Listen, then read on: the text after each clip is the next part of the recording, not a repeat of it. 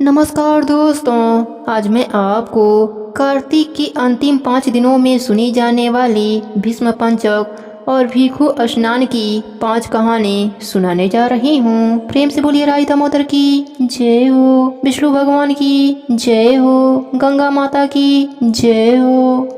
किसी गांव में एक साहूकार रहता था। उसका एक बेटा और एक बहू थी। साहूकार की बहू बहुत संस्कारिक, आदर्श और पतिव्रता स्त्री थी।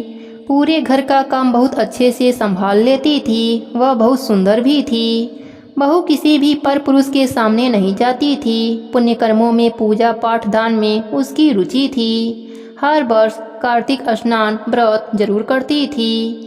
कोई पर पुरुष ना देख ले, वह उजाला होने से पहले ही स्नान कर लेती थी। एक बार उस नगर के राजा के बेटे ने भी कार्तिक स्नान करने का विचार किया। वह सुबह जब गंगा जी के घाट पर आया तो देखता है कि घाट गीला है। वह हैरान होकर सोचने लगा कि मैं इतना सुबह स्नान के लिए आया हूँ, मुझसे भी पहले कौन स्नान करके चला गया। अब रोज यही होता, जब वह आता तो देखता घाट गीला है। कार्तिक महीने के अंतिम 6 दिन बचे थे। उस दिन साहूकार की बहू स्नान करके वापस जा रही थी। उसी समय राजा का बेटा स्नान के लिए आ रहा था। आवाज सुनकर बहू जल्दी जल्दी जाने लगी, लेकिन जल्दबाजी में वह अपना माला और चप्पल वहीं घाट पर छोड़ आई। राजा का बेटा जब घाट पर पहुंचा तो वह घाट पर माला व मोजड़ी देखी। वह समझ गया कि कोई स्त्री है जो मुझसे पहले स्नान करके आई है। राजकुमार ने माला व मोजड़ी को हाथ में उठा लिया और सोचने लगा, जिस स्त्री की माला और मोजड़ी इतनी सुंदर है, वह खुद कितनी सुंदर होगी। उसके मन में पाप आ गया। उसने पूरे गांव में घोषणा करा दी कि जिस स्त्री की यह माला और मोजड़ी है, वह 5 रात मेरे पास आवे। सारे गांव में थू थू होने लगी, लेकिन राजा का बेटा है, कोई बात टाल नहीं सकता था। साहूकार की बहू ने राजा के बेटे को संदेशा पहुंचवाया कि यह माला और मोजड़ी मेरी है। मैं 5 रात गंगा जी के घाट पर आऊंगी, वही मुझसे जो कहना है कह लेना। साथ ही एक साक्षी भी लाना जो यह देख सके कि मैं 5 रातों वहां आई थी। राजा के बेटे ने कहा, इस परम सुंदरी को तो मैं अकेला ही देखूंगा। वह अपने साथ एक बोलने वाले तोते को पिंजड़े में घाट के किनारे पेड़ में टांग दिया और खुद वहां बैठकर उस स्त्री के सपने सजोने लगा। बहू रात को जब घाट पर आई, पहला पैर रखा और बोली, हे कार्तिक के ठाकुर, राई दामोदर, 5 पांडु, 6वें नारायण, भिक्षुम राजा, मुझ पर कृपा करो, मेरी लाज रखो, उस पापी को नींद आ जावे। तभी राजा के बेटे को नींद आ गई। बहू नहा धोकर जब जाने लगी तो तोते से बोली, सुबह सुबह सुबह तेरे पग डालूंगी नेवर साग, भरी हो मेरे देवर। सुबह ने कहा, ठीक है भाभी, मैं तेरी साख रखूंगा। वह चली गई। तब राजा का बेटा हड़बड़ा कर उठा और सुबह से पूछा, वह आई थी क्या, कैसी थी? सुबह बोला, आभा की सी बिजली, होली की सी झल, केले की सी कामनी, गुलाब का सा रंग। अगले दिन राजा का बेटा सोचा, आज मैं अपनी उंगली में चीरा लगा लेता हूँ, दर्द के मारे मुझे नींद नहीं आवेगी। वह अपनी उंगली में चीर लगाकर लेट गया। बहू आई और उसी तरह प्रार्थना करने लगी और राजकुमार को फिर से नींद आ गई। वह स्नान करके फिर से चली गई। राजकुमार ने फिर तोते से पूछा तो उसने फिर से वही सारी बातें दोहरा दी। अगले दिन राजकुमार ने आंखों में मिर्ची डालकर बैठ गया। बहू आई, उसी तरह प्रार्थना करने लगी। भगवान के प्रभाव से राजकुमार को फिर से नींद आ गई। जब वह स्नान करके चली गई तब राजकुमार उठा और फिर से तोते से पूछा। तोते ने वही सारी बातें उसे बता दी। चौथे दिन राजकुमार ने बिना बिस्तर का बैठा कि बिस्तर की गर्मी से मुझे नींद आ जाती है। बहू आई, उसने फिर से प्रार्थना करी, स्नान करके फिर से चली गई। राजकुमार फिर उठा, तोते से पूछा। तोते ने फिर से वही सारी बातें बता दी। अगले दिन राजकुमार अंगीठी जलाकर बैठ गया। साहूकार की बहू आई, प्रार्थना करी कि भगवान 4 रातें तो निकाल दिया, अब यह अंतिम रात है, इसे भी निकाल दो। भगवान ने फिर उसकी बात रखी और राजकुमार को फिर से नींद आ गई।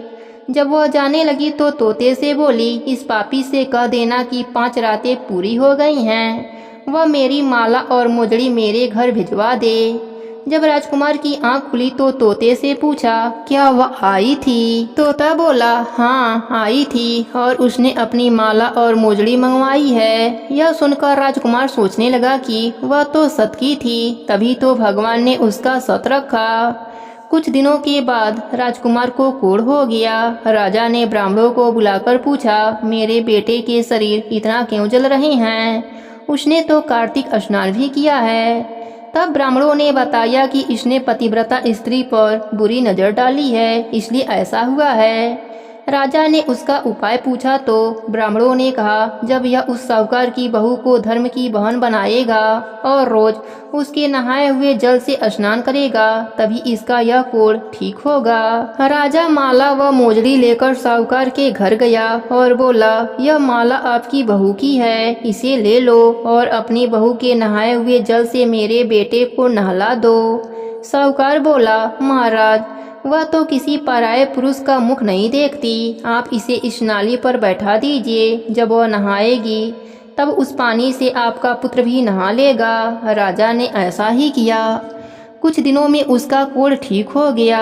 हे पंचभीखु देवता, जैसे आपने साहूकार की बहू का सत रखा, वैसे ही सभी का सत रखना, और जो यह कहानी कहे, सुने और हुंकारा भरे, उस पर भी अपनी कृपा बनाए रखना।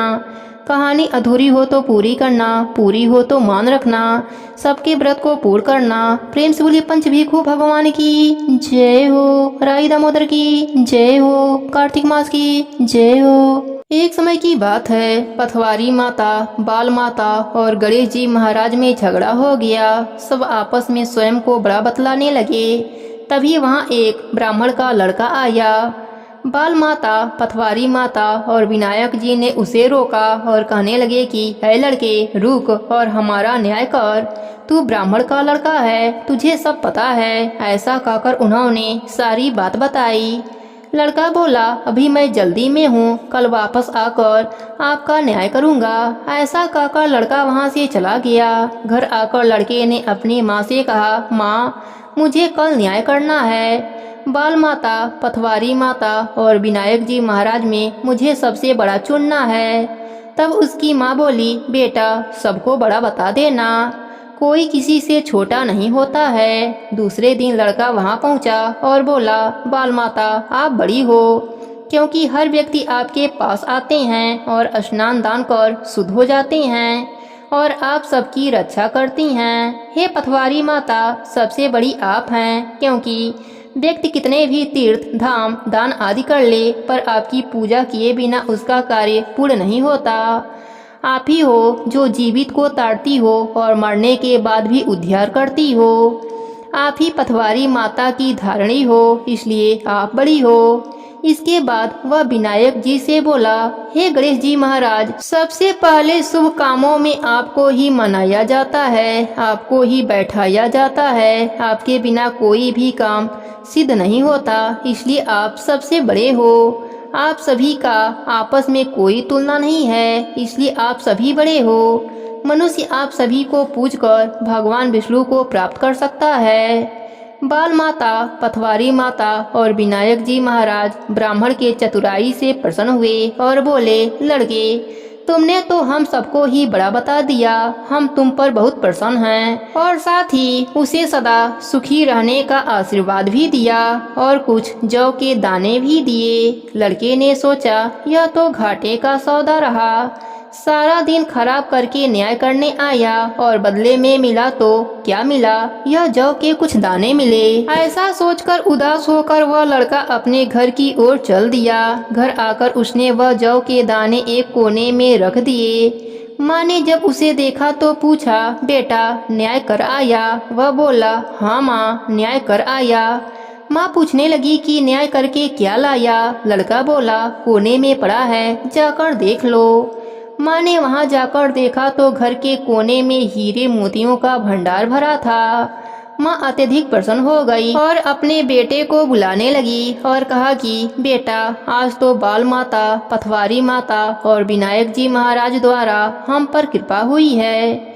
यह देखकर बेटा भी हैरान रह गया। बेटा और माँ दोनों बहुत खुश हुए और तीनों जन का जयकारा लगाने लगे। हे भगवान जी, जैसे बाल माता, पथवारी माता और विनायक जी महाराज ने लड़के को दिया, वैसे ही इस कहानी को कहने वाले, सुनने वाले और हुंकारा भरने वालों पर भी अपनी कृपा सदा बनाए रखना। सबके व्रत को पूर्ण करना। प्रेम से बोले पथवारी माता की जय हो, बाल माता की जय हो, विनायक जी की जय हो। एक समय की बात है, एक राज्य में एक राजा रहता था। उसकी दो रानियां थीं, एक सुहागन और दूसरी दुहागन। मतलब एक रानी को राजा बहुत प्यार करता था और उसे महलों में रखता था, और दूसरी रानी से न बोलता था और ना ही प्यार करता था। वह रानी महल के नीचे बने कमरे में रहा करती थी। बड़ी रानी सोचती थी कि राजा ने दूसरी शादी कर ली तो मेरा मान सम्मान कम हो जाएगा, इसलिए बड़ी रानी छोटी रानी के विरुद्ध राजा को भड़काती रहती थी। तो एक दिन राजा ने छोटी रानी को महल से निकाल दिया था। अब बड़ी रानी बहुत खुश रहती थी। छोटी रानी हमेशा पूजा पाठ, सत्संग, कीर्तन, हवन, व्रत करना, उपवास करना, कथा कहानी सुनना, भागवत कथा सुनना आदि धार्मिक कार्य किया करती थी। यह देखकर बड़ी रानी सोचती थी कि यह सब राजा को बस में करने के लिए करती होगी, इसलिए वह बहुत चिढ़ती थी। लेकिन राजा को इस बात की जरा भी खबर नहीं लगने देती थी और उसके विपरीत बातें किया करती थी। एक बार छोटी रानी हमेशा की तरह कार्तिक स्नान कर रही थी। वह रोजाना सुबह स्नान करके भगवान की पूजा पाठ, मंदिर की परिक्रमा व सारे पेड़ पौधों की पूजा अर्चना किया करती थी, जैसे केला सींचना, कदम सींचना, आंवला सींचना, बड़ पीपल सींचना, कल्प वृक्ष सींचना, तुलसी सींचना, इन सब की पूजा अर्चना करती थी और परिक्रमा करती थी। यह सब पेड़ पौधे गांव के बाहर लगे हुए थे। वह सुबह जल्दी उठकर सबकी पूजन करके दिया बाती करती व परिक्रमा करती थी। एक दिन बड़ी रानी ने उसे देखा तो उसने राजा से कहा कि वन के पूरे पेड़ पौधों को कटवा दो।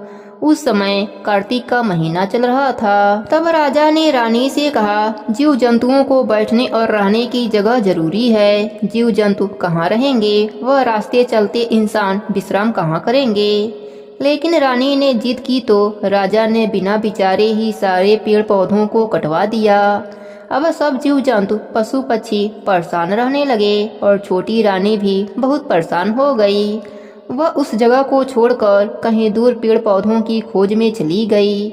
वह सोच रही थी कि कहीं दूर जंगल में कोई तुलसी का पेड़ दिख जाए तो तुलसी सींचकर उसकी पूजा अर्चना करके परिक्रमा कर लूंगी। यह सोचते सोचते अपने घर से बहुत दूर निकल गई और विष्णु भगवान का ध्यान करती रही। भगवान ने उसकी प्रार्थना सुनी और उसको एक झोपड़ी दिखी और उसके बाहर एक बड़ा सा तुलसी का पौधा दिखा और पास में ही गंगा की धारा बह रही थी। वह यह सब देखकर बहुत खुश हुई और सोचने लगी कि महल के नीचे भी अकेली रहती थी, उसी तरह यहाँ भी रह लूंगी। यहाँ पर सुबह नहा धोकर पूजा पाठ करके कुछ खा लूंगी। उसने गंगा के धारा में सुबह स्नान किया, तुलसी सींचा, परिक्रमा करी, विष्णु भगवान की पूजा करी। वह बहुत खुश हुई। भगवान ने अच्छा जगह दिखा दिया।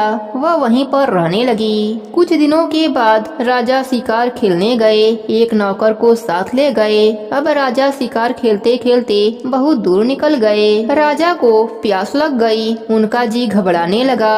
वह बहुत बेचैन हो गए, परेशान हो गए और सोचने लगे कि मैं इतना परेशान हो गया, बाकी के जीव जंतु और पशु पक्षियों का क्या हाल होता होगा। वह बहुत दुखी हुए और नौकर से बोले कि कहीं दूर तक देखो, 2 बूंद पानी मिल जाए और छाया मिल जाए तो जान बच जाएगी, नहीं तो आज जान ही निकल जाएगी। नौकर ने दूर तक नजर फैलाया तो वही रानी की झोपड़ी दिखी। वह राजा को घोड़े पर बैठाकर वहां ले गया और एक पेड़ के नीचे लिटा दिया। गंगा जी के धारा में से पानी पिलाया। रानी ने तुलसी के नीचे जो भोग लगाया था वह दोनों ने खाया और जल पीकर वहीं पर थोड़ी देर विश्राम करके फिर घर के लिए रवाना हुए। राजा को आश्चर्य हो रहा था कि इतनी दूर घने जंगल में किसने यह प्रसाद चढ़ाया होगा, यहाँ आकर कौन पूजा करता है। इतने घने जंगल में कौन रहता है? यह तो भगवान का ही चमत्कार था। यह सोचते सोचते राजा महल आ गया और जब रात को सोने गया तो राजा ने यह सारी बात रानी को बताई और कहा, तुम्हारे कहने पर मैंने जंगल के सारे पेड़ पौधे कटवा दिए। आज तो मेरी जान निकल जाती। कहीं भी पेड़ पौधा विश्राम के लिए नहीं मिल रहा था। यह तो कोई भगवान का चमत्कार ही था जो मुझे एक पेड़ मिला, वहाँ पर गंगा की धारा मिली, नहीं तो आज मैं घर नहीं आ पाता। राजा ने रानी से पूछा कि तुमने हमारे लिए कोई पूजा पाठ व्रत उपवास किया था क्या, जिससे आज मेरी जान बच गई? रानी ने कहा, हमने तो आज तक ऐसा कुछ नहीं किया। राजा मन ही मन सोचने लगा, छोटी रानी ने हमारे लिए कोई व्रत उपवास किया होगा, उन्हें जाकर पूछते हैं। दूसरे दिन राजा छोटी रानी के झोपड़ी में गया तो वहाँ नहीं थी। राजा ने विचार किया कि छोटी रानी कहाँ चली गईं। राजा सोच में पड़ गए और लोगों को खोजने के लिए भेज दिया।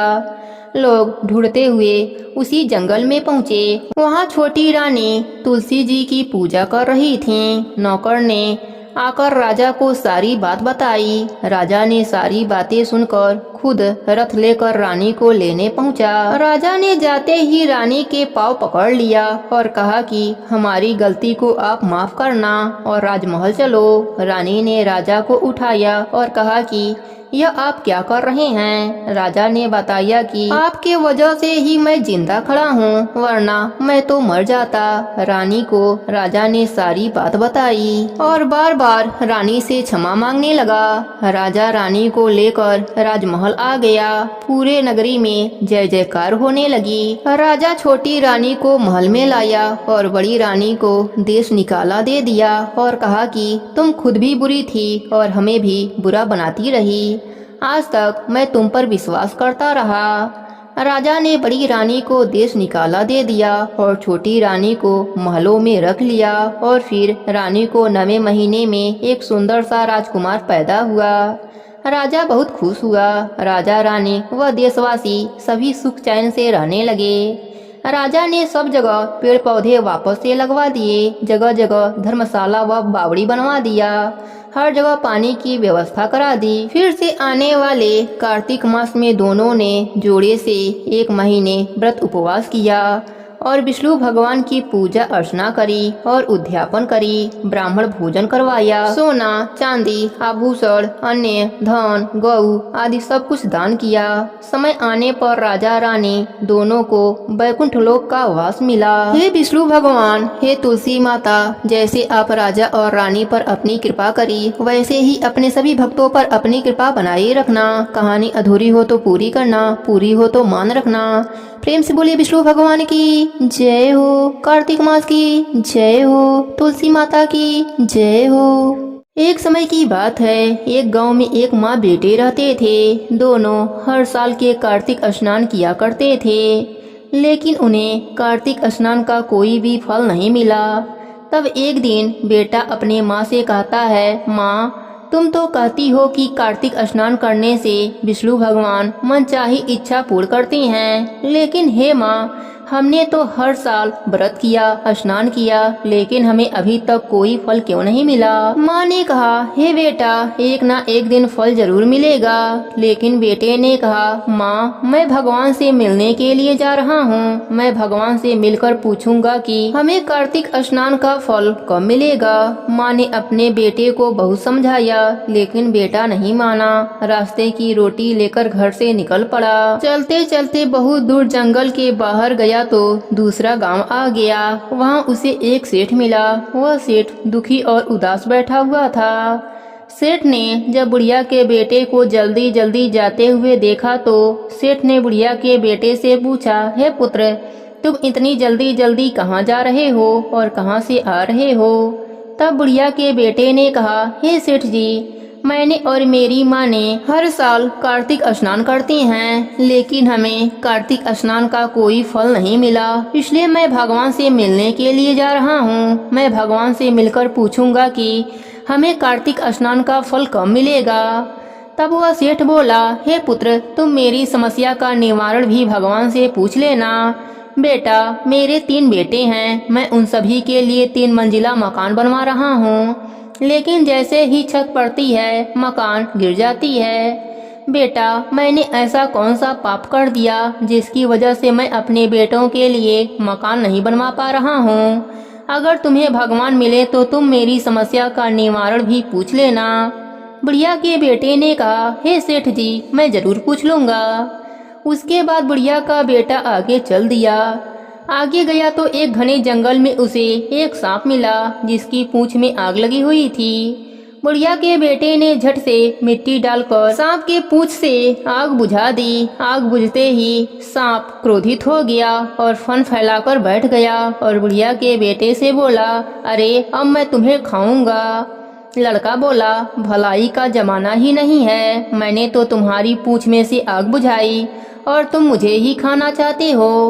तब सर्प बोला कि मैं 100 साल का बुजुर्ग बुढ़ा बीमार सर्प हूँ, मैं रेंग भी नहीं सकता, ना ही मैं अपने पेट भरने के लिए शिकार ही कर सकता हूँ।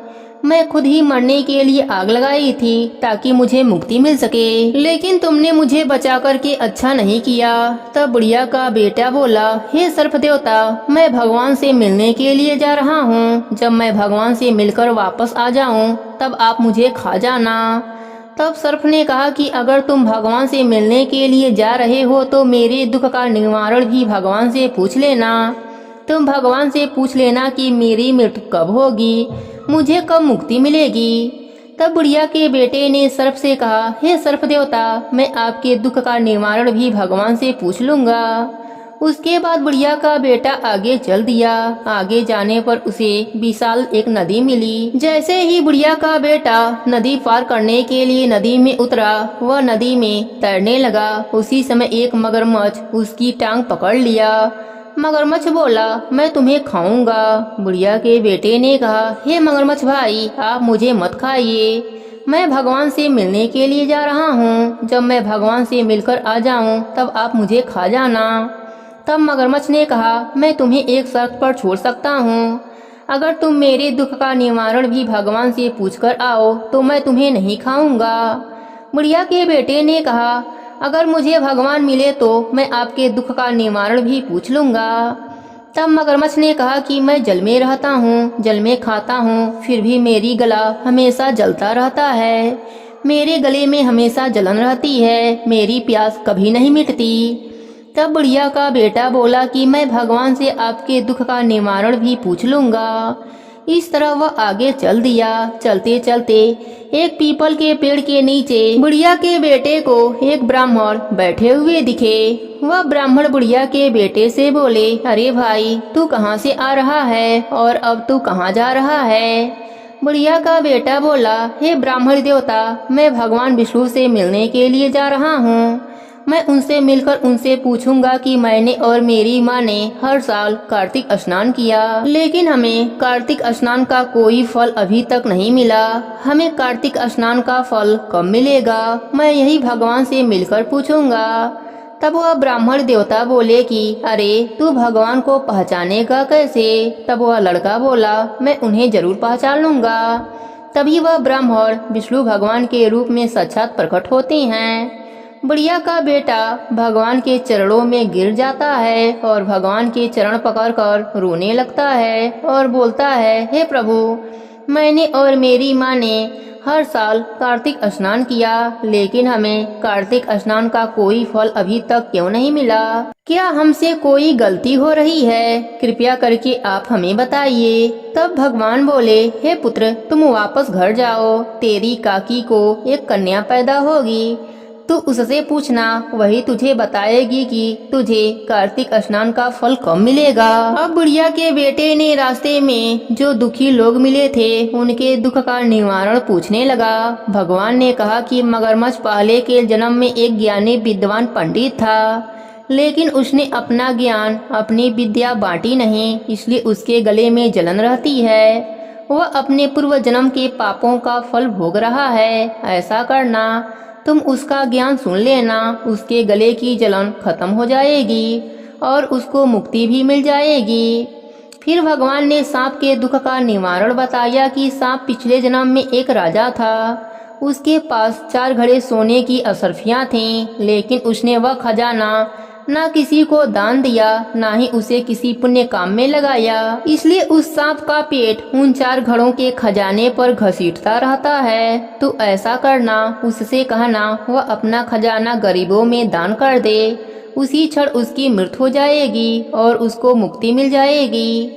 भगवान ने सेठ के दुख का निवारण बताया कि यह सेठ भी अपने पाप कर्म का फल भोग रहा है। इस सेठ का एक छोटा भाई है और उसकी एक जवान लड़की है। सेठ के 3 लड़के हैं। सेठ के पास धन दौलत की कोई कमी नहीं है, जबकि उसके छोटे भाई के पास लड़की का ब्याह करने के लिए पैसे तक नहीं हैं। जब छोटे भाई की लड़की उस हवेली को देखती है तो खूब सिसक सिसक कर रोती है कि मेरे पिताजी के पास पैसे होते तो वह मेरा ब्याह करा देते।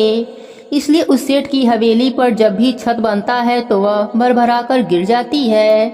अगर वह सेठ अपने भाई की लड़की का ब्याह धूमधाम से करवा दे तो उसकी हवेली पूरी तरह बन जाएगी और वह फिर कभी नहीं गिरेगी। इस तरह बुढ़िया के बेटे ने सभी के दुखों का निवारण पूछा। फिर बुढ़िया के बेटे ने भगवान को प्रणाम किया और वापस घर की ओर चल दिया। उधर भगवान भी अंतर ध्यान हो गए। सबसे पहले बुढ़िया के बेटे को मगरमच्छ मिला। मगरमच्छ ने जैसे ही बुढ़िया के बेटे को देखा तो वह बोला, अरे भाई, क्या तुझे भगवान मिले? क्या तूने मेरे दुख का निवारण पूछा? तब बुढ़िया के बेटे ने कहा, आप अपने पिछले जन्म के कर्मों का फल भोग रहे हैं। आप पिछले जन्म में एक बहुत बड़े ज्ञानी पंडित थे, लेकिन आपने अपना ज्ञान किसी को नहीं बांटा, इसलिए आपके गले में जलन रहती है। अगर आप अपना ज्ञान, अपनी विद्या किसी को बता दें तो आपके गले की जलन उसी समय मिट जाएगी। तब मगरमच्छ ने कहा, अरे भाई, मुझे देखकर तो सभी डर जाते हैं। मेरे पास कोई नहीं आता, मैं किसे अपना ज्ञान बांटूं? तू ऐसा कर, मेरा ज्ञान तू ही सुन ले। तब मगरमच्छ ने अपना पूरा ज्ञान बुढ़िया के बेटे को सुना दिया। उसी समय मगरमच्छ के गले में ठंडक आ गई और जलन भी मिट गई। मगरमच्छ खुशी से नदी में चला गया। इस तरह बुढ़िया का बेटा आगे चल दिया। आगे उसे सांप मिला।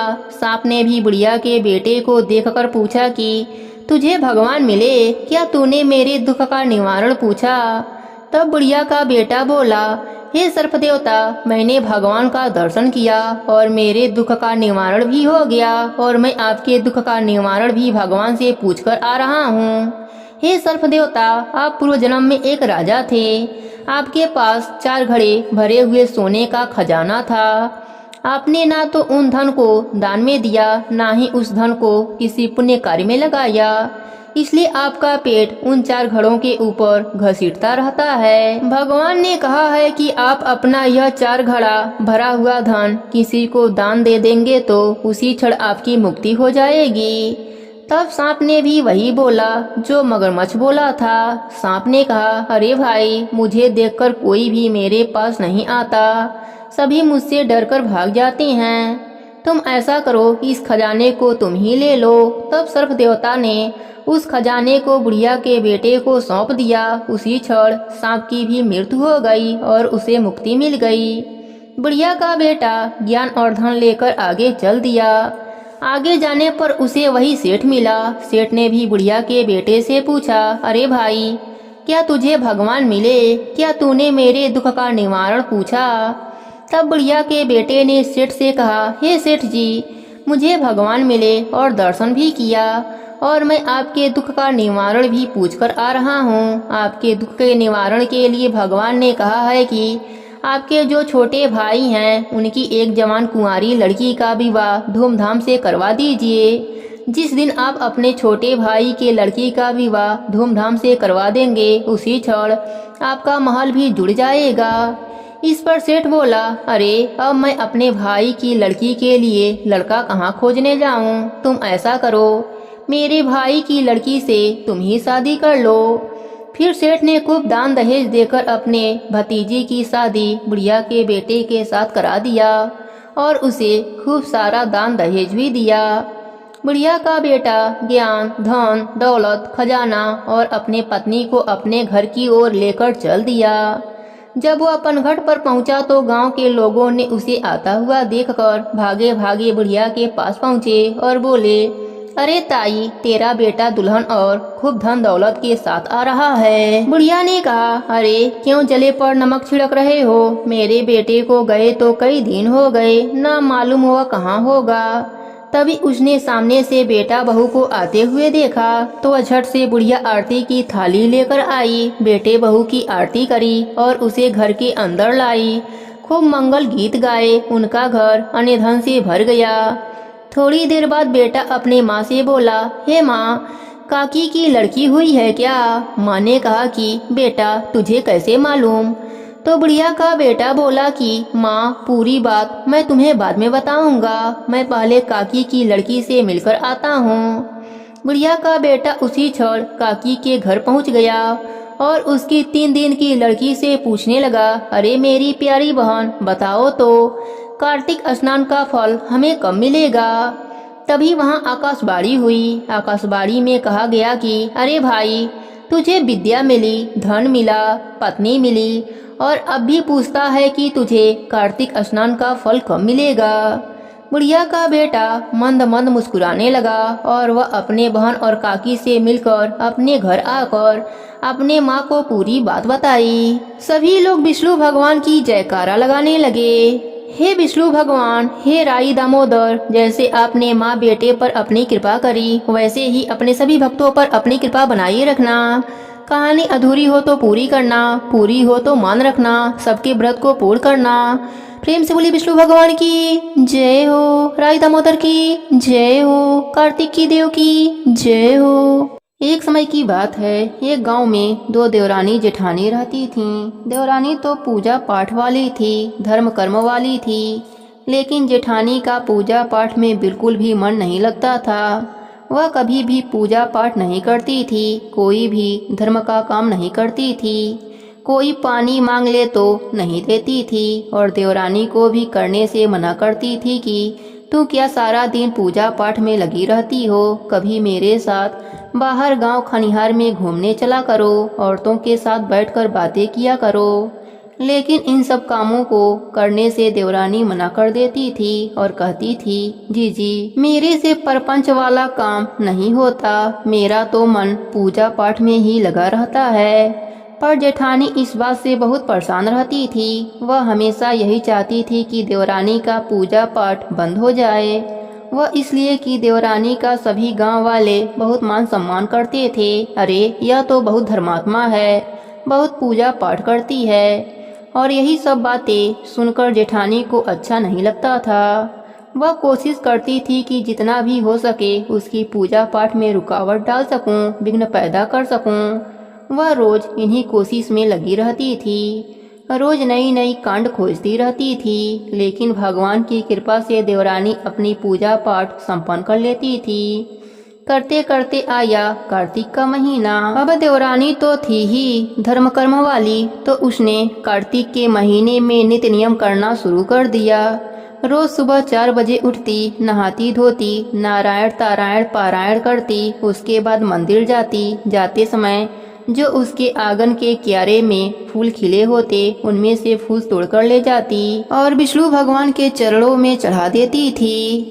जब जेठानी ने देखा कि देवरानी कार्तिक के महीने में नित्य नियम निभा रही है, तो उसने देवरानी के आंगन के क्यारे का फूल तोड़कर नीचे गिराना शुरू कर दिया। जितने भी फूल खिले होते उन्हें तोड़कर जमीन पर डाल देती, लेकिन देवरानी बेचारी जमीन पर के बिखरे फूल समेटती, उन्हें धोती और भगवान के चरणों में चढ़ा देती और प्रार्थना करती, हे प्रभु, मेरे पास तो यही है, इसे स्वीकार कीजिए। करते करते कार्तिक के 5 दिन रह गए। भगवान लक्ष्मी नारायण देवरानी के भक्ति से बहुत प्रसन्न थे, तो उन्होंने सोचा चलो देवरानी के भक्ति की परीक्षा कर आते हैं। लक्ष्मी जी और नारायण भगवान बूढ़े ब्राह्मण का रूप धरा और उसी गांव में आ गए जहां पर देवरानी और जेठानी रहा करती थीं। उसी गांव के बाहर एक कुआं था। सभी लोग उसी कुएं के जल का प्रयोग करते थे।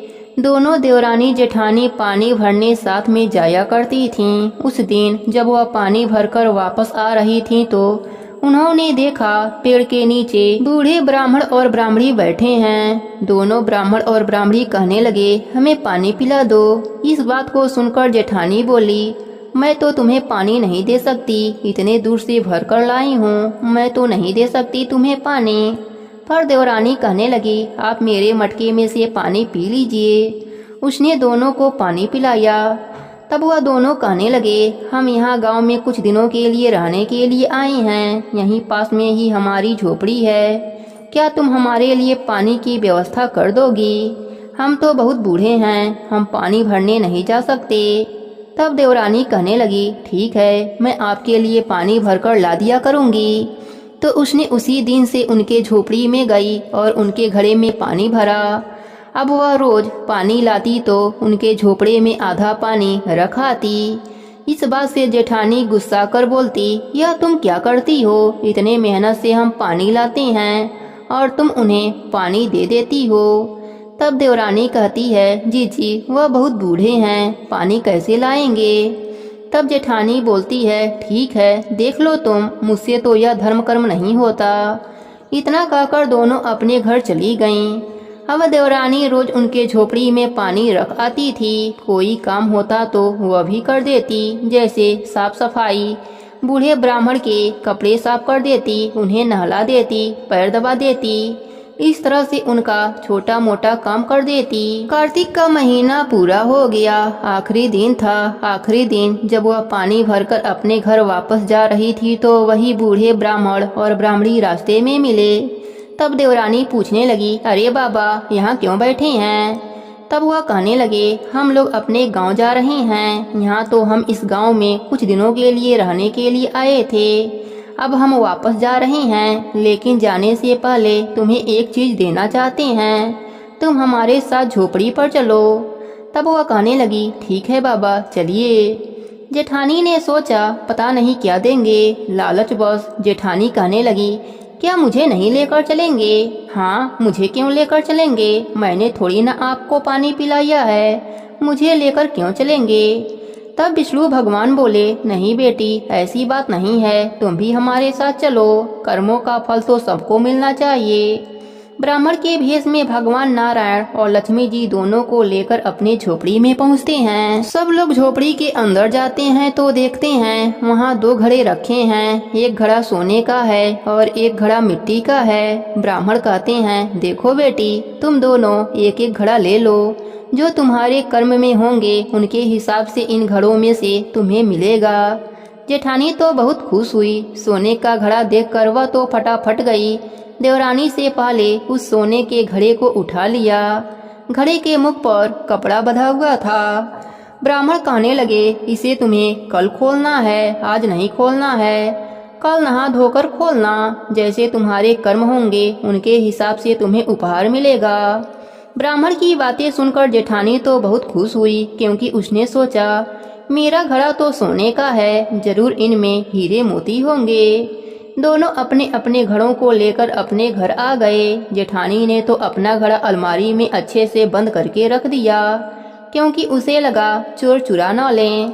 लेकिन देवरानी ने अपना घड़ा अपने मंदिर में रखा। अगले दिन सुबह उठी, दोनों ने स्नान किया, क्योंकि जेठानी को तो अपना घड़ा खोलने की जल्दी थी, पूजा पाठ तो वह करती नहीं थी।